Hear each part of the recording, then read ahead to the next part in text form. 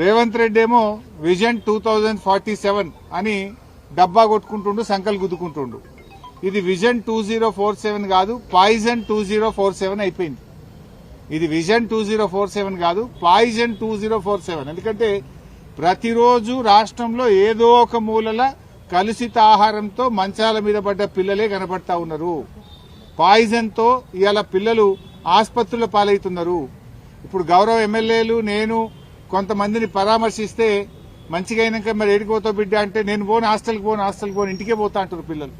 నేను ఇంటికే పోతా, ఇక పోను గవర్నమెంట్ హాస్టల్కు అని పిల్లలు వణుకుతున్నారు, భయపడుతున్నారు. రేవంత్ రెడ్డి గారు నువ్వు తెలంగాణ రైజింగ్ అని డబ్బులు కొడుతున్నావు.